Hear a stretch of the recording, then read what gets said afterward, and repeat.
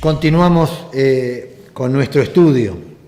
Estamos viendo las claves que son sumamente importantes para el estudio bíblico. Vimos que la primera clave era que la revelación de Dios era progresiva y dijimos claramente que era el desarrollo de la verdad de Dios en un determinado periodo de tiempo. La segunda clave que vimos que es muy importante son los pactos, que en ese transcurso del tiempo que se desarrolla esa revelación, Dios y el hombre se comprometieron en diferentes pactos. Y terminamos de ver recién en nuestro estudio anterior claramente que dentro de cada pacto vamos a ver algunos que son condicionales y algunos que son incondicionales. En tercer lugar, algo que también es muy, muy importante son los compromisos inmediatos y los compromisos futuros de cada pacto. Al estudiar cada pacto vamos a ver algo que es interesante. Vamos a ver que en cada pacto hay cosas que corresponden para las personas que vivieron en aquel entonces y hay cosas que nos corresponden a nosotros. O sea, entendiendo esa diferenciación vamos a poder sacarle mucho provecho al estudio de la Escritura. Dios dio revelaciones para las personas que vivían en aquel entonces y también en ese entonces Dios dio revelaciones que nos llegan hasta nosotros en el día de hoy. La mayoría de las cosas son de aplicación limitada para las personas que vivieron en aquel entonces, pero hay algunas que vamos a ir viendo claramente que nos llegan hasta nosotros en el día de hoy. Por ejemplo, un ejemplo solamente, y después vamos a estar estudiando cada pacto, cuando vemos el pacto edénico. En el pacto edénico vamos a ver, por ejemplo, allí en Génesis capítulo 2, versículo 17, en el primer pacto, Génesis 2, 17, dice: mas del árbol de la ciencia del bien y del mal no comerás, porque el día que de él comieres, ciertamente morirás. Fíjense que Dios está hablando con el hombre en el Edén. ¿Se acuerdan que el pacto edénico era el pacto que Dios hizo con el hombre en el Edén? Y también dijimos que el hombre sabía claramente cuál era su responsabilidad. Acá lo estamos viendo. O sea, esta responsabilidad era para el hombre en el Edén. O sea, nosotros en el día de hoy, no nos llega hasta nosotros en el día de hoy, porque no tenemos nosotros ningún árbol del conocimiento del bien y del mal que se nos prohíba comer. O sea, todos entendemos que esto no es para nosotros. No hay ningún problema. O sea, en ese aspecto todos lo entendemos. Pero dentro del pacto edénico Dios también le dijo, por ejemplo, Génesis capítulo 2, versículo 24, por tanto dejará el hombre a su padre y a su madre y se unirá a su mujer y los dos serán una sola carne. Esa aplicación, esa ordenanza que Dios le dio a las personas de aquel entonces, nos llega hasta nosotros en el día de hoy. ¿Por qué? Cuando el Señor Jesucristo estuvo hablando en cuanto al matrimonio, citó justamente Génesis capítulo 2, versículo 24, aplicándolo para el tiempo de Jesús. En el Nuevo Testamento también tenemos a Pablo. Cuando Pablo habla sobre el hogar, sobre la familia, cita Génesis capítulo 2, versículo 24, para referirse a que el hombre y la mujer forman una sola carne, y ahí nos damos cuenta entonces que algunas de las ordenanzas que Dios le dio al hombre allí en el Edén eran simplemente para ese entonces, pero hay cosas que nos llegan hasta nosotros en el día de hoy que son también de aplicación para nosotros. En cuarto lugar, nuestra próxima clave que tenemos que ver son los comienzos, los 7 nuevos comienzos en la historia del hombre. En estos 7 nuevos comienzos vamos a ver toda la historia de la humanidad. Es muy importante porque estos nuevos comienzos que vamos a ver más adelante, algunos lo denominan dispensaciones, y después las vamos a estudiar más detenidamente. Esta es una clave también. Ya vimos entonces que la revelación de Dios es progresiva. Vimos claramente los pactos de Dios con el hombre. Vimos que dentro de los pactos hay compromisos inmediatos, cosas que corresponden para la gente de aquel entonces, pero también cosas que nos llegan hasta nosotros en el día de hoy. Pero también vamos a ver ahora que en ese periodo de tiempo de la revelación progresiva vamos a ver 7 nuevos comienzos. ¿Por qué 7? Porque la Biblia los marca de esa manera. No es algo que arbitrario, que lo hagamos nosotros, sino si prestamos atención nos vamos a poder dar cuenta que hay 7 nuevos comienzos en la historia de la humanidad. Y vamos a ver que en cada uno de esos comienzos Dios le dio al hombre una revelación específica. El primer nuevo comienzo, Adán y Eva comenzaron su vida en el jardín del Edén. El segundo nuevo comienzo, Adán y Eva comenzaron su vida fuera del jardín del Edén. Recuerden que estuvieron dentro del jardín y después fuera del jardín del Edén. En tercer lugar, Noé y su familia comenzaron una nueva civilización después del diluvio. Claramente, con Noé comenzó una nueva civilización. En cuarto lugar, con Abraham comenzó una nueva nación. En quinto lugar, con Moisés comenzó una nueva forma de relación con Dios. En sexto lugar, en Pentecostés comenzó la iglesia. Y en séptimo lugar, cuando Cristo retorne, comenzará su reino milenial. Si prestamos atención a estos 7 nuevos comienzos, ahí vamos a encontrar toda la historia de la humanidad y todo el panorama bíblico. Fíjense, incluso si le ponemos capítulos a estos 7 nuevos comienzos, acá tenemos toda la historia de la humanidad. Génesis capítulo 1 al 3. Génesis, el primer nuevo comienzo. Génesis capítulo 1 al 3. Génesis capítulo 3 al 9. Adán y Eva comenzaron su vida fuera del jardín del Edén. Génesis capítulo 9 al 12. Con Noé comenzó una nueva civilización. Génesis capítulo 12 a Éxodo capítulo 20 tenemos a Abraham. Con Abraham comenzó una nueva nación. ¿Por qué Éxodo capítulo 20? Porque en Éxodo capítulo 20 tenemos la ley, Dios le da la ley. Con Moisés comenzó una nueva forma de relación con Dios. Éxodo capítulo 20 a Hechos capítulo 2. ¿Por qué Hechos capítulo 2? Porque tenemos ahí el comienzo de la iglesia en Pentecostés. Y tenemos los 4 evangelios que terminan justamente con la muerte y resurrección del Señor Jesucristo. En sexto lugar, Hechos capítulo 2 hasta Apocalipsis capítulo 19.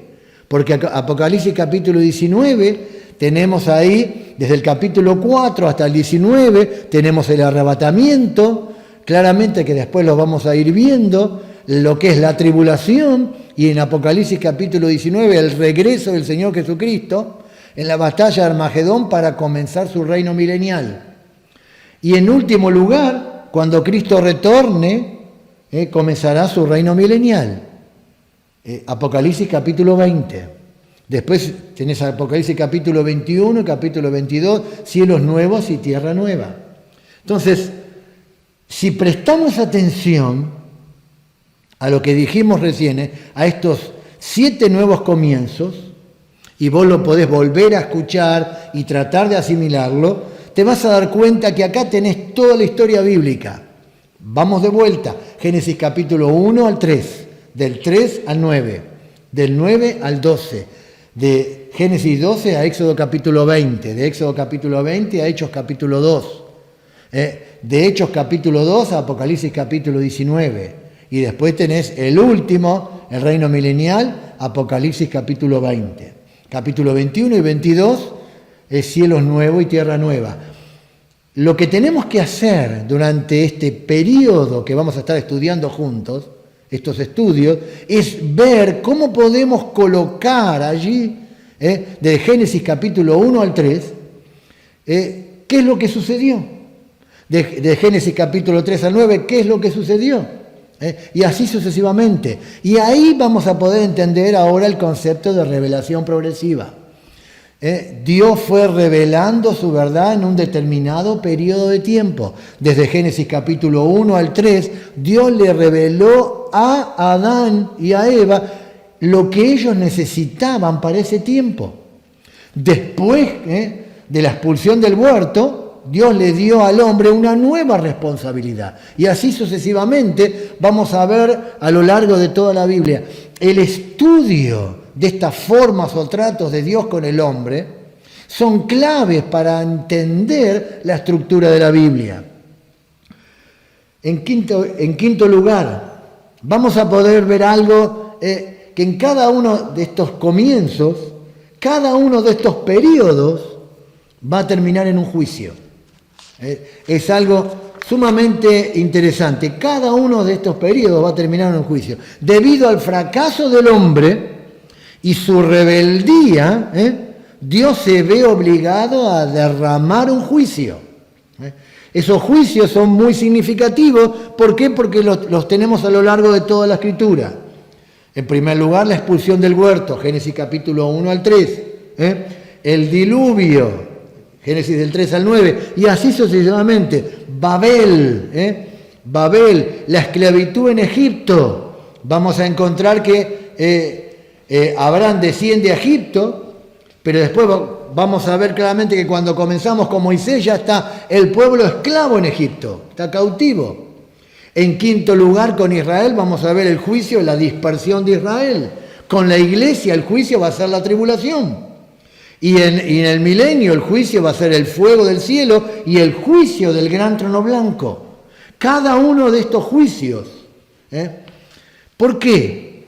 Porque Dios, a medida que va revelando su palabra y dándole al hombre una responsabilidad, vamos a ver que el hombre va a fracasar. Va a fracasar en cada responsabilidad. Y como resultado de eso, viene un juicio de parte de Dios. Y un nuevo comienzo, que Dios le va a dar al hombre una nueva oportunidad de ejercer justicia. Ahí tenemos otra clave que tenemos que entender, es que cada uno de estos pactos tiene su total cumplimiento en la persona del Señor Jesucristo. Eso es algo que vamos a ir viendo a lo largo de toda esta materia.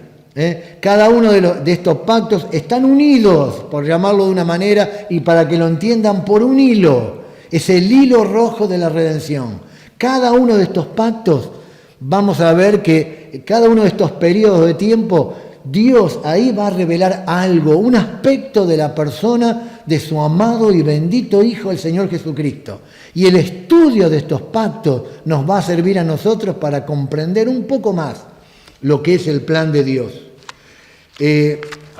Algo que tenemos que tener en cuenta también es la metodología correcta para interpretar las Escrituras. O sea, es algo que tenemos que entender, que hay distintos métodos o procedimientos que las personas utilizan para interpretar las Escrituras, pero debemos saber cuál es el correcto. Evidentemente hay muchos métodos. Yo les voy a citar algunos y ustedes tienen en sus apuntes. Cuando los descarguen allí, ustedes van a poder ver en sus apuntes algunos de estos métodos. Por supuesto hay muchos más. Hay libros que hablan sobre diferentes métodos, pero para entender, y vamos a explicar claramente cuál es el método que consideramos el correcto para interpretar las Escrituras.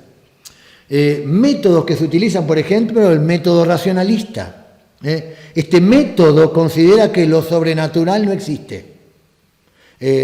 Aunque parezca increíble, hay personas que creen en esto. Es una corriente que se originó en el siglo pasado. O sea, este método trata de explicar lo sobrenatural en forma científica. La idea es que más que un método de interpretar la Escritura, es una manera de negar la Escritura. Porque cuando yo saco lo sobrenatural de la Escritura, de este libro santo, se convierte en un libro de historia. Cuando en realidad lo que tenemos que ir viendo en este libro es que a medida que lo vamos leyendo, el obrar sobrenatural de Dios nos sorprende cada vez más. Un ejemplo de este método racionalista. Los racionalistas consideran que los milagros que nos presentan el Nuevo Testamento, especialmente de los que realizó el Señor Jesucristo, en realidad son milagros que se pueden explicar por medio de la razón. Incluso hay canales de televisión que tratan de explicar los milagros a través de conceptos naturales, pero cuando uno le elimina lo sobrenatural, es el mero obrar de un hombre. Y acá lo que vamos a ver es el obrar de Dios.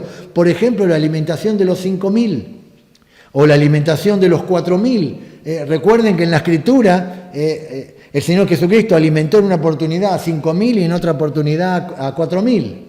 En la primera alimentación vamos a tener al niño que entrega los panes y los peces, pero después en la segunda fueron los discípulos quienes trajeron la comida ahí y Cristo la multiplicó. Entonces ellos dicen claramente que no fue que Cristo tomó el pan, lo partió, tomó los peces, lo bendijo y lo dio, sino que en realidad que cuando las personas que estaban allí observaron lo que el niño hacía o lo que los discípulos hacían en el caso de los 4.000, esas personas se vieron de alguna manera confrontadas con la realidad que ellos tenían que hacer lo mismo y cada uno entregó toda la comida que tenía y si hubo un milagro ahí fue un milagro moral. Pero eso no nos dice la Escritura. O sea, Dios nos dio la razón para que lo utilicemos, por supuesto. Pero Dios nos dio la fe para que descansemos en el hecho de que si la Biblia dice que Dios partió el pan, lo dio, yo lo creo. Y debemos creerlo porque es un milagro espectacular. El método racionalista, más que interpretar, es una manera de negar la Escritura. El método dogmático es otro método, a partir de dogmas o enseñanzas de determinados grupos. Esos grupos pueden ser, no sé, un concilio, una iglesia, un grupo determinado. Generalmente uno asocia el método dogmático. La palabra dogma en sí significa la palabra enseñanza. Todas nuestras enseñanzas son dogmas. Pero nosotros no, en lo que tiene la palabra dogma en sí, es la idea o el concepto de un espíritu intransigente. Es la idea de que hay que interpretarlo como yo digo, es con lo que nuestra iglesia enseña o que este grupo enseña. Por ejemplo, la Iglesia Católica utiliza el método dogmático. Y esto no es un ataque ni nada por el estilo, simplemente lo único que está diciendo es que la Iglesia Católica enseña que, por Mateo capítulo 16, que Pedro es el primer papa. Cuando en realidad el Señor Jesucristo en ningún momento, un análisis de Mateo capítulo 16, claramente ve que no es en Pedro que Cristo está poniendo la responsabilidad de la nueva iglesia, sino en la declaración que Pedro había hecho, tú eres el Cristo, el Hijo del Dios viviente. La iglesia se cimienta no en las espaldas de un hombre, la iglesia se cimienta en el día de hoy en la verdad que Cristo es el Hijo de Dios. Los judíos utilizan el método dogmático, por ejemplo. Uno muchas veces, si quiere testificarle a un judío y quiere utilizar Isaías capítulo 53, el siervo sufriente, mas él herido fue por nuestras rebeliones, molido por nuestros pecados. El judío ortodoxo no va a aplicar ese pasaje al Mesías, va a aplicar ese pasaje a la nación de Israel. Ellos dicen que Jehová cargó en ellos el pecado de todos. Ellos fueron heridos, ellos fueron maltratados. O sea, es muy difícil que un judío ortodoxo te reconozca que Isaías 53 está hablando del Mesías. Pero quizás nosotros también en algunos momentos en nuestra iglesia podemos ser dogmáticos. El peligro de este método dogmático no es el hecho de la interpretación en sí, sino que es una prohibición a la interpretación. Porque hay que aceptar lo que determinado grupo o lo que determinada persona dice. El tercer método es el equivocado, si podemos llamarlo así, es justamente el método alegórico místico. Este método alegórico místico es un método que en realidad utilizan la forma de interpretar la escritura o el texto literario como un vehículo para un segundo sentido más espiritual y más profundo. El método alegórico místico, en este método, se los vuelvo a repetir, en este método toma el texto literario, no es un sentido literal en el sentido que el escritor lo escribió, sino que le da otro sentido, según ellos más espiritual, más profundo. El peligro de este método con la escritura, es que el valor histórico del relato bíblico es negado o dejado de lado. No sé si van entendiendo lo que quiero decir. Dándole un mayor sentido, un énfasis a un segundo sentido que según ellos es más espiritual y más profundo. O sea, este método es la unión justamente del estudio de las escrituras con la idea en la antigüedad de unir la filosofía griega con el estudio de las escrituras. Por ejemplo, un ejemplo de método alegórico y cómo lo utilizan es Daniel en el foso de los leones. Nosotros creemos, y cuando digo nosotros estamos hablando del cristianismo fundamental que estudia las escrituras y que quiere vivir de acuerdo a las escrituras. Creemos que hubo un hombre que se llamó Daniel que un día que por su fe, por creer en Dios, fue echado en un foso de leones. Pero el método alegórico dice que Daniel no existe, o sea, que Daniel en realidad no hubo ningún hombre llamado Daniel. O sea, es una historia que se cuenta, nada más. Pero en realidad Daniel es una figura del creyente. Los leones en realidad no eran leones literales, sino que eran pruebas y tentaciones que todo creyente tiene. O sea, los enemigos ahí, fíjense que Daniel fue tirado en el foso de los leones y a Daniel no le hicieron nada. Los leones. ¿Por qué? Porque según ellos Daniel tenía fe en Dios y cuando uno tiene fe en Dios las tentaciones no le hacen nada. A los enemigos de Daniel, recuerden que ellos sí, no tenían fe, entonces cayeron en las tentaciones y cuando la Escritura nos dice claramente que fueron despedazados por los leones. O sea, que yo puedo sacar una aplicación de ese pasaje. O sea, no estamos diciendo que no, que yo puedo sacar una aplicación. Pero yo tengo que tener en cuenta cuando estudio ese pasaje y yo tengo que creer que hubo un hombre llamado Daniel que por su fe en Dios fue lanzado en un foso con leones y que Dios estuvo con él y cerró la boca de esos leones. Yo lo creo y lo acepto por fe. El método alegórico místico deja de lado la veracidad histórica. Y cuando yo dejo de lado la veracidad histórica, estoy comenzando a transitar por un camino muy peligroso en la interpretación de las Escrituras. ¿Cuáles son los peligros del método alegórico místico? No interpreta la Escritura. Por lo tanto, da lugar a cualquier especulación, porque una persona puede interpretar de una manera y otro viene e interpreta de otra manera y otro de otra. O sea, en segundo lugar, la autoridad básica de la interpretación deja de ser la Escritura para ser la mente del intérprete. Y mi mente tiene que estar sometida a la palabra de Dios cuando yo estudio la palabra de Dios. No es lo que yo creo, es lo que la Biblia dice lo que importa. En tercer lugar, es muy claro porque no le pone límites. Hay que ponerle límites a la interpretación y esos límites están contenidos en la palabra de Dios. ¿Cuál es el método correcto entonces? Hay un método más, que es el método literal. El método literal es también llamado histórico-gramatical. El método literal es aquel método que le da a cada palabra el mismo significado básico, exacto, que se le daría en su uso normal, bien sea ya empleado al escribir, al hablar o al pensar.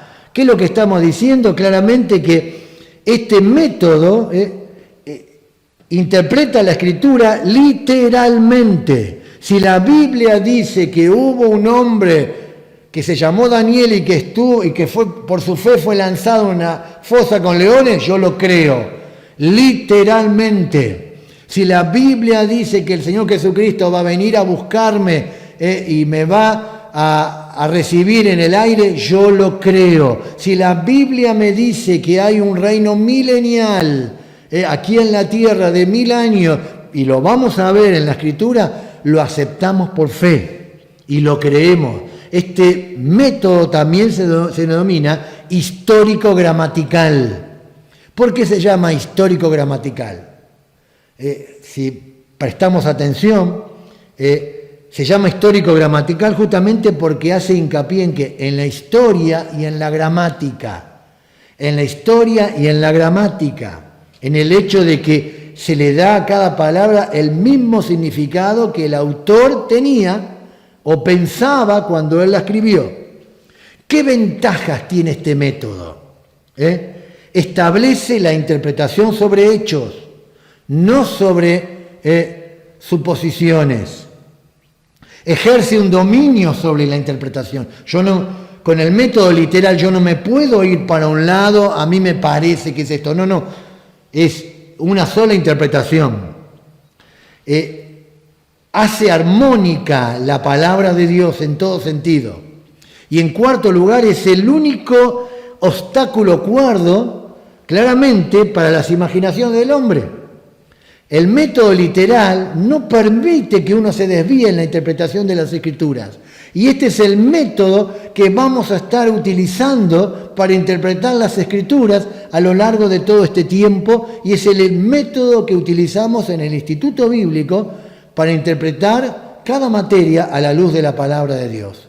En el día de mañana, en nuestra próxima clase, vamos a comenzar a ver claramente algunos conocimientos bíblicos que son muy importantes para toda interpretación. Que Dios los bendiga.